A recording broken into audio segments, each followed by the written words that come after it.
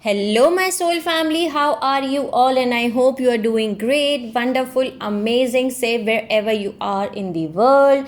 I welcome you all in my channel. Thank you so much for liking, sharing, and subscribing to the channel, for giving me lots of love. And I am very glad that I help you out in some manner, either by sharing some spiritual information or do the tarot card reading messages. If you have not subscribed yet to the channel, then please like, share and subscribe to the channel. And you can also let me know in the comment section if you want to tell me anything. So let's start today's video, and this is a continuation of the series which we are doing it, and this is the part number 13. Okay, in the part number 13 we are going to start the third seeding and how it starts with, okay, and how it gets started. In this video we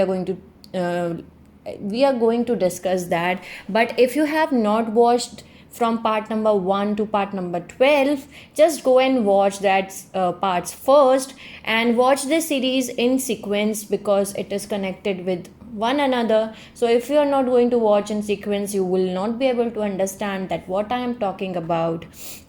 Okay, so now you know that there was 1,000-year wars, and with the end of 1,000-year wars, the second seeding was destroyed, and now the third seeding has been started. Okay, with the placement of sphere of humanity in Andromeda galaxy. Okay, and here many of the humans return to the earth to begin the preparation of the third seeding. Okay, 8 lakh million years ago, 8 lakh years ago, which would be orchestrated through Ark of the Covenant portal bridge. Okay, because Ark of the Covenant was built. Okay, so there were primary two groups which was returning, okay, on the planet Earth. So there were two primary groups of returning humans. First was Sirius Egyptian. Okay, the spelling is Seres, Sirius Egyptians. Okay, and the second was Hebrew, and the spelling is Hebrew, Hebrew. Okay, and they are coming from the second seeding. Okay, so as you know that there is a cloister race, then there is a root race, then there is a sub race, then there is families. Okay, so Egyptians are the sub-race of Atlantean root race. Okay, and Atlantean is the root race. Okay, so the cloister race is Bruno, and the root race is Atlantean. Then the sub-race is Egyptians. Okay, and then they are having families. Okay, so it's just like that. There is cloister race, then there is root race, then there is sub-race, then there are families. Okay, so Egyptians were the sub-race of Atlantean root race, but that imprint has changed and modified and upgraded so many times. So now there is few types of Egyptians. Okay, so the first one is Sirius Egyptians, which is the hybrid of Sirius plus Atlantean and Aryan race. Okay, and the Sirius spelling is Seres. They were made in seeding 2. Okay, during the time they were made in seeding 2, the Sirius Egyptians, they were having the bird genetics, the ones who are the pharaohs, the royal pharaonic lines in Egypt civilization. They were the Sirius Egyptians because they were having a bird genetics, and they were the human hybrid of Sirius plus Atlantean and Aryan race. And this Sirius spelling is Seres, and Sirius is also a humanoid hybrid, okay, of the bird race. Okay, they are having bird genetics, and they were the Etheric race. Okay, so the Sirius Egyptians are the hybridized, upgraded version that become the primary Egyptian strain in the royal pharaonic lines.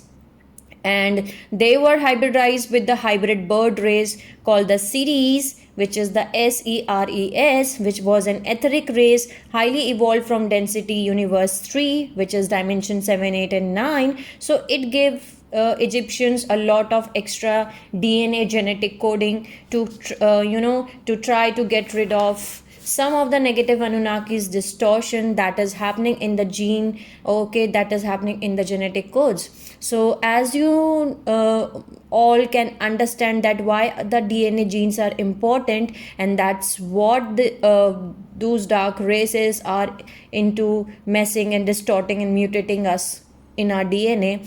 So you know this is a spiritual war. Okay, So during the 1,000 years war, they were shifted to Sirius B. Okay, so now the Sirius Egyptians, who were the royal pharaonic lines, okay, they are the updated version. Okay, they are having an updated version in their DNA. They came in to recalibrate the whole DNA pattern. They were made in seeding 2, and most of them were taken to Sirius B, okay, in density universe 2, and that's where they evolved, and that's made them ETs or extraterrestrials. Okay, and they came out of the starseed race Sirius B, and which are ET beings. Okay, so human hybrids with elongated heads, and that's why they look like, okay, they are having elongated heads and all, because they were interbred with the Sirius. Okay, so Sirius Egyptians interbred with Sirius B. Okay, and Sirius B is a star.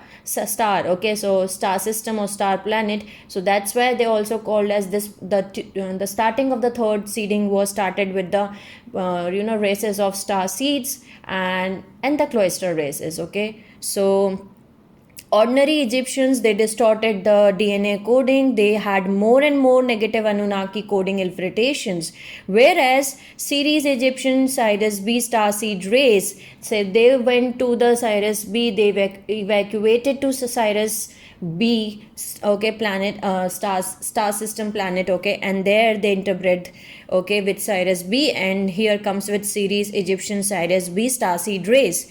Okay, and then comes with okay, Hebrew. Okay, so what has happened with the Hebrews? So the original Hebrew people, the Hebrew Pleiadians, because they are known as Hebrew Pleiadians because they were evacuated to the Pleiadian star system, and there they interbred with the Pleiadian starseed races, and then they become the Hebrew Pleiadian starseed races, and this becomes as Bi-Starseeds.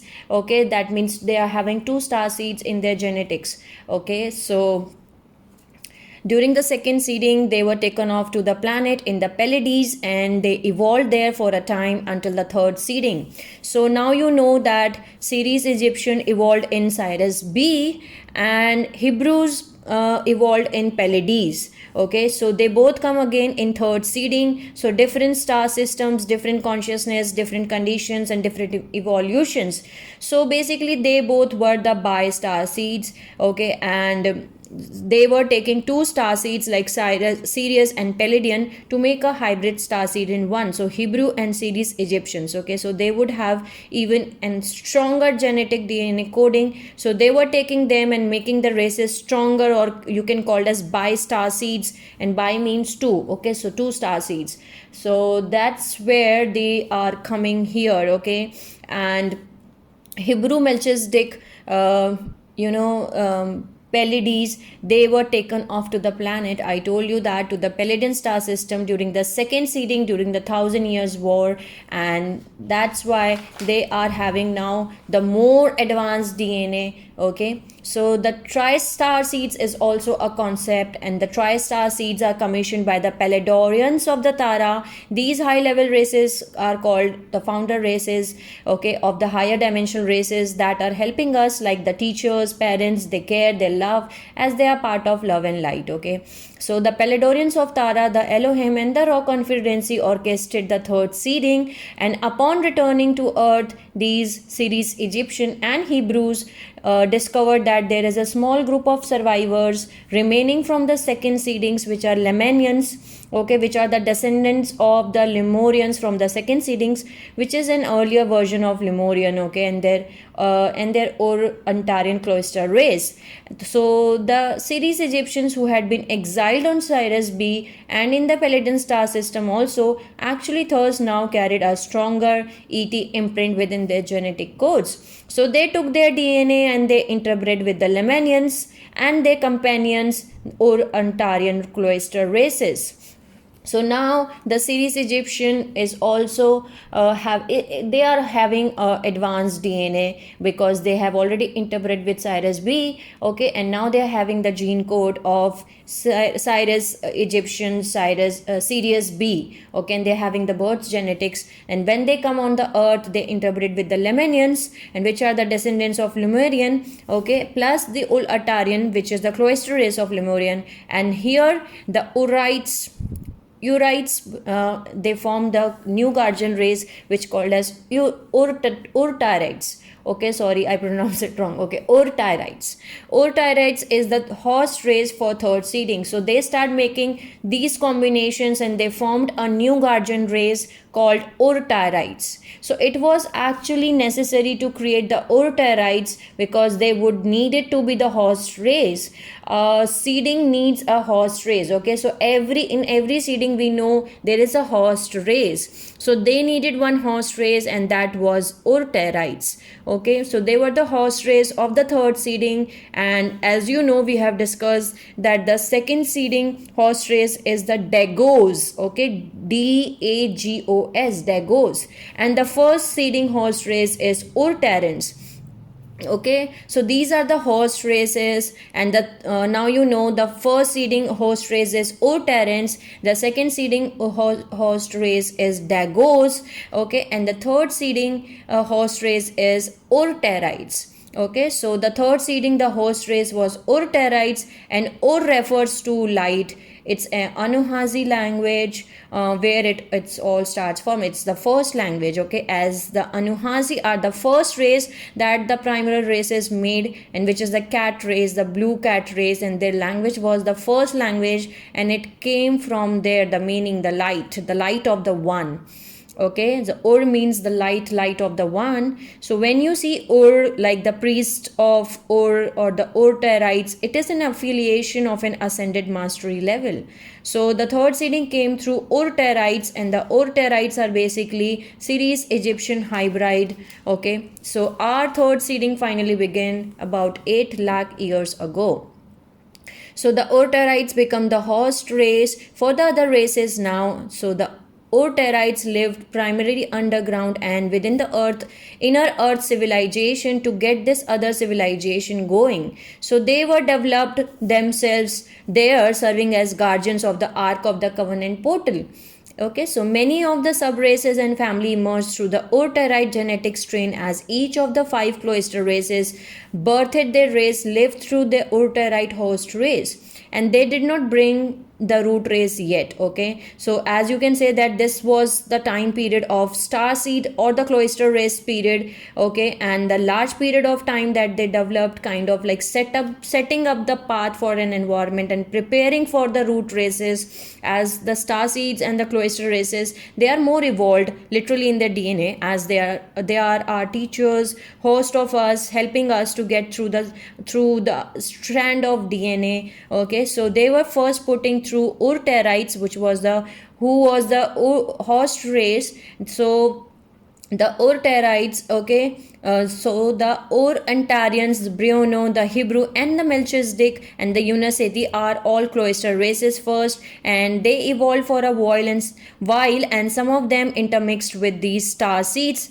Sirius, and Pleiadian, where star systems where hybrid Starseeds, Bi-Starseeds, Tri-Starseeds, they were brought through the Sirius Egyptians and Hebrews, and Urtites imprint itself was in purifying up our gene code.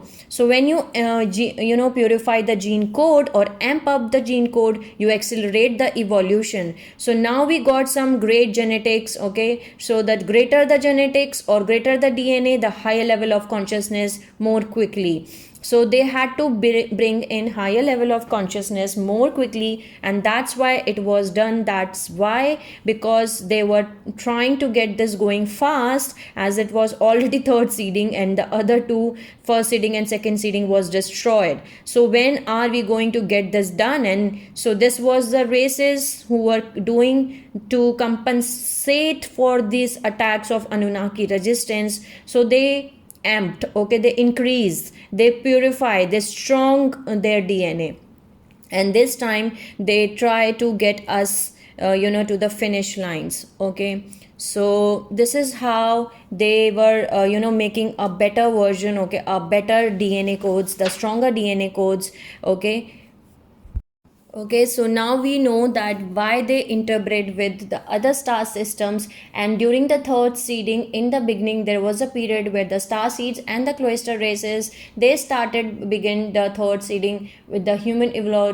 with the human evolution to done it fast. Okay, to make this very fast, to done it very fast. So back to the third seeding, the 5 Cloister races that were there evolved for a while, and the races were located throughout the various regions of the globe on the planet Earth, and that we call as Earth. So the Urtite lineage developed divergent cultures during the 750,000 to 75,000 years ago in Africa, East Africa, okay, or the East Asia, North and South America, Central Europe, Egypt, and Iran.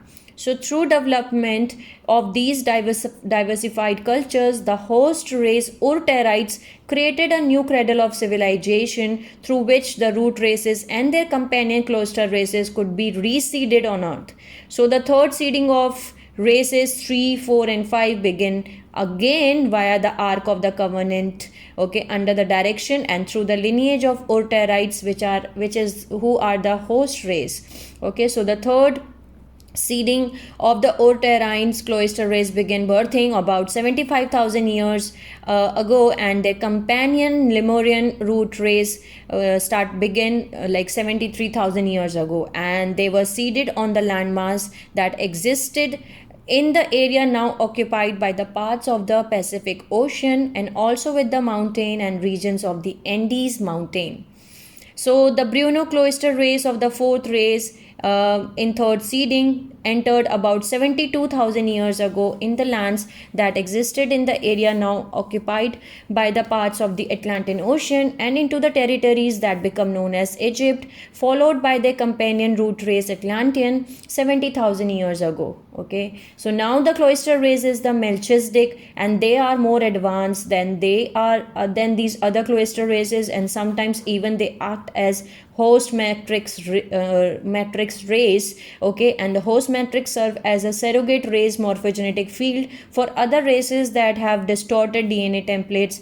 Okay, so they were used to realign the human genetic codes in preparation for the ascension, like for Annu. Okay, so Annu races.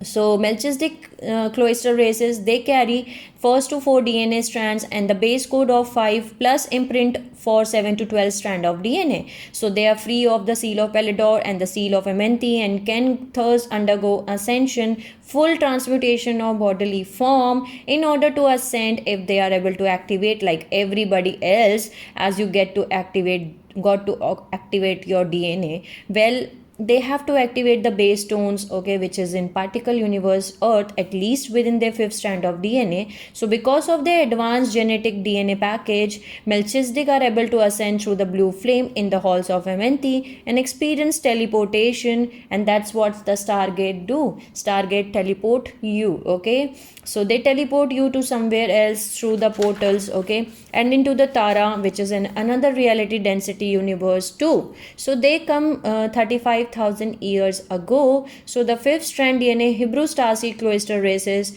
okay, that's with us, and they enter through the Melchizedek host matrix into various positions throughout the planet at that time, which was 68,000 years ago, followed by their companion root race Aryans, which is 65,000 years ago, and that's when we came during this third seeding, and this race were seeded in the regions called Black Sea and the Carpathian Mountains. And now the Annu races were also seeded in the Egyptian races, okay, through the Melchizedek host matrix, which was there was a treaty of El Anu about 68,000 years ago, and this is why the Annu, also referred to as Annu-Melchizedek. So the Annu-Melchizedek is a good positive Anunnaki. Okay, so the Annu-Melchizedek entered into Earth through combining Melchizedek Cloister race with Atlantean Egyptian sub-race during the third seeding.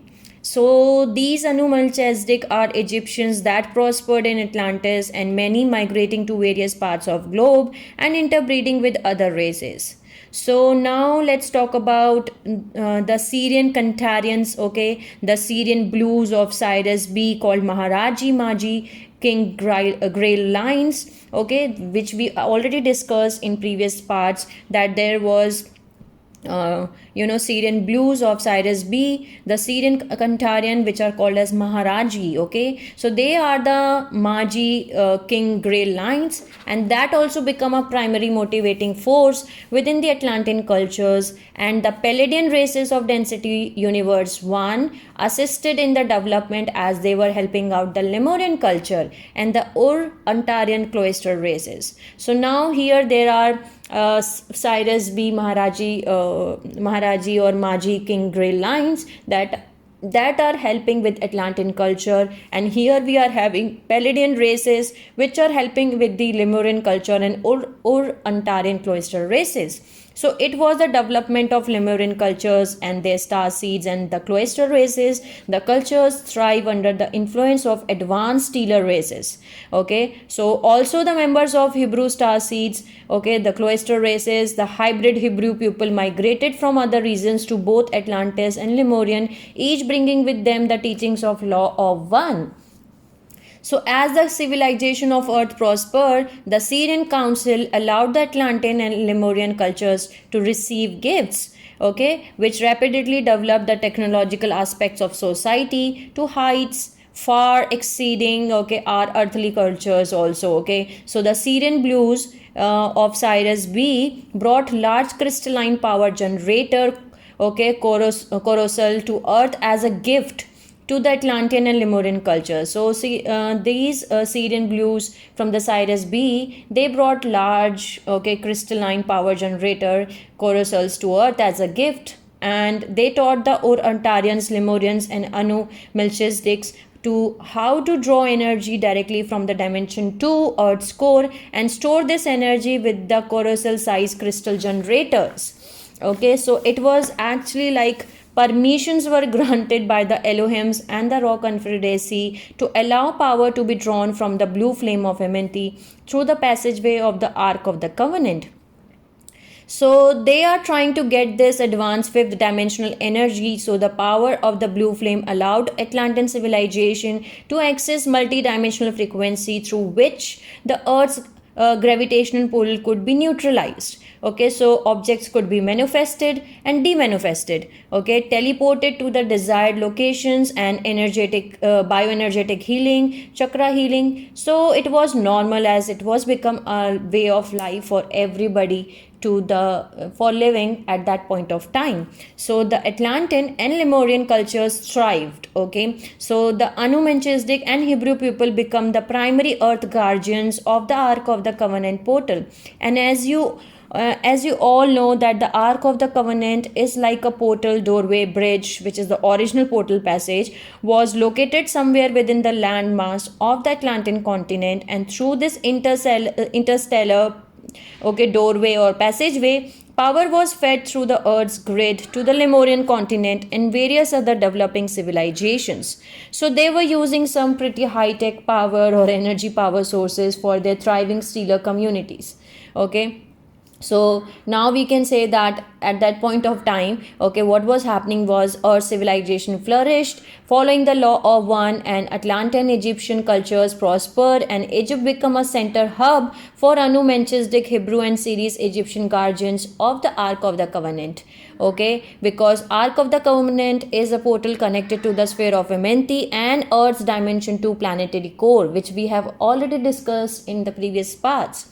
So as the generator crystals were once again restored to operation after being put out for service for all, and that's why some of you are having the memory of great crystals in Atlantis, Lemuria, as you have worked with them, okay, you have worked with that crystal energy, you have that past lives in that time period, okay. So the generator crystals were again charged with multi-dimensional frequencies using the Ark of the Covenant used as multi-dimensional portal in Egypt. And as Atlantean, Lemurian and Egyptian cultures thrive, other stellar cultures watched Okay, and who are these other stealer cultures? These are the members of Anunnaki-Resistance, Dracon and Dracos allies. They had long planned, okay, to overtake Earth's territories, so that they were waiting until the growing civilization had reached a height of maturity. So now the Anunnaki-Resistance quietly started infiltrating Atlantean culture 55,000 years ago and moving within the ranks of the good Anunnaki of the Sirian councils as they were trying to move on in, and that's what they are experts in: manipulation, deceit, lying, cheating. And this is the energy they have and keep forwarding until today Earth. Okay, so once they re-established on Earth, the Anunnaki resistance started to interbreed with the Annu-Melchizedek. Okay, and this is how they were polluting, digressing the DNA templates, and they started distorting the Annu genetic lines with the Templar seal, with the Templar-Axion Seal, which I told you that there was a Templar-Axion Seal which was put on Anunnaki-Resistance, and through interbreeding with Annu-Melchizedek, they were digressing, they were polluting, they were transferring this seal to the Annu-Melchizedek line also. So now you all know that what is the meaning of Templar-Axion Seal. This is a DNA seal which has been which has been placed on the Anunnaki resistance member who refused to accept the Treaty of El Anu or the Law of One, or refused to accept the leadership in the Sirian Council. So also on any descendants of DNA template Melchizedek or races who interbred with them, they picked up this genetic coding. Okay, so now you know how the DNA basically was getting polluted through the interbreeding with the Anunnaki resistance. Okay, so now what has happened next is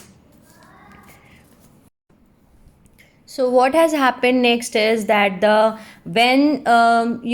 once the re-established on Earth the Anunnaki resistance, as we get to know that they interbred with Anu, and over the period of generations distorted the Anu genetic lines with the Templar seal. Okay, and the teachings of the Law of One were slowly distorted as the creed of the Templar solar initiates of Tara, which was Intensity Universe 2, okay, which help the Anunnaki rebellion. Okay, they came to replace the secret teachings, creating divisions and social unrest within Atlantean civilization. So the Anunnaki Anu began to spread their influence into the small cultures, gaining forward control over Egyptian lands and several other cultures centers. So now, about 52,000 years ago, the Templar Anu allowed the resistance allies, the Dracos, to secretly return to Earth, promising them an earthly home if they would assist in infiltration of the Earth cultures. And the Dracos infiltrated the Lemurian continent of Muarichi, which is Muarivhi, creating an extensive network of underground layers within the tunnel systems that ran between the Lemuria and Atlantis. So systematically, the aggressive Dracos began terrorizing the Lemurian cultures, extending the region of terror into Atlantis and various other places. And meetings were held by representatives of all races, through which a plan was devised to end the Dracos problem. Okay. So the human hoped to use the generator crystals to create small pinpoint explosions within the underground caverns in order to seal the Dracos within their lanes until the Sirian Council could come and evacuate the Dracos. But the plan backfired as the Earth grid became energetically overloaded by energy from the generator crystals, and a massive explosion occurred within the lands beneath Muari, okay, and the explosion destroyed the landmass of Lemurian civilization, and the remnants of Lemurian integrated into Atlantean territories. So this explosion caused massive volcanic activity, earthquakes, floods, and throughout the Atlantean continent did not suffer massive destruction, but it took generations for them to rebuild and for Earth to rebalance her grid. So a small period of ice followed these events, during which most of the races retreated underground, some permanently entering the inner Earth. So after the surface environment established, most of the remaining cultures returned to the surface to rebuild. But Atlantis again became a culture center, but never again reached its previous height of development. Okay, but most of the Dracos were evacuated from the earth by their Anunnaki resistance. Okay, by their Anunnaki resistance, and the Templar Anu continued to hold their ground within the Atlantean and Egyptian cultures. So now, following the catalysm of 52,000 years ago, the Anunnaki of the Sirian Council and several other stellar neighbors returned to Earth, assisting the humans to rebuild. And during the explosion beneath the ground, the portal passage to the Ark of the Covenant has been damaged. Okay, and the energetic grids beneath the Atlantean continent was unstable. So the Elohim, the Raw Confederacy, and other guardian groups from Density Universe 2 restructured the Ark of the Covenant, moving the portal that connected it to Earth out of the Atlantis and into the regions of Egypt, where the Earth grid structure was more stable. And the Sirius Egyptian races were now sharing the guardianship and control of the Ark of the Covenant with the Annu-Melchizedek and Hebrew people, okay, who migrated there following the explosion. So the cultural hub of Earth was relocated from the Atlantis to Egypt about 51,750 years ago, and Egypt began to thrive. So till here you get to know that how there was how the Ark of the Covenant, which was shifted from Atlantis to the Egypt about 51,750 years ago. Okay, and there was again a plan which was made to clear out the Dracos. Okay, Dracos. Okay, so when they did that, so there was the plan backfired and some explosion happened, Lemurian destroyed. Okay, this was the way the Lemurian was destroyed. Okay, because of the Dracos, I can say that. Okay, and here the relocating of the Ark of the Covenant happened, and following the relocation of the Ark of the Covenant 51,750 years ago, Egyptian cultures prospered and the Egypt became a center for Annu-Melchizedek, Hebrew and Sirius Egyptian guardians of the Ark of the Covenant. So because it was shifted to Egypt, and because of that they become the guardians of the Ark of the Covenant. Okay, so from here I'm going to discuss this part into the next part. Okay, and we will see in part number next. Okay, that what has happened next, because there's number of series of explosion or power crystal generators which was happened during that period of time. Because now here from this year many of us are having some memories of this time frame, and we have listened some stories also from this time frame that there were some crystal generators, there were some explosions which was happened. So this till now we get to know the first explosion which was happened, and because of which the Lemuria continent was destroyed, and the reason was the Dracos. Okay, so they tried to remove Dracos and the plan backfired here, and because of that the Lemurian civilization destroyed, and the Ark of the Covenant was shifted to Egypt. Okay, from Atlantis to Egypt, because the underground that there was the underground the continent underground was not stable. The energetic grid between the Atlantean continent there was unstable. They were not stable, so that they can hold the Ark of the Covenant. And because of that, because the Ark of the Covenant, the portal passage to the Ark of the Covenant was destroyed, was damaged. Okay, and the energetic grid beneath the continent and Atlantean continent was unstable. Before it was placed in Atlantean, under the Atlantean continent, but now it has been shifted to Egypt, and thus Egypt become a central hub, okay, for Earth, because it was located. The Ark of the Covenant was relocated from Atlantis to Egypt about 51,750 years ago, and from here the Egypt become thrive. Egypt culture become thrive. Okay, Egypt was become the center hub. Okay, for Annu-Melchizedek, Hebrew, and Sirius Egyptians, as they were the guardians of the Ark of the Covenant. Okay, so now we will discuss later on. I hope I make you all understand till now. Okay, from here the third seeding has been started. Okay, so sending you lots of love, healing, and happy energies to all my soul family who are watching my video. Take care of yourself and see you soon.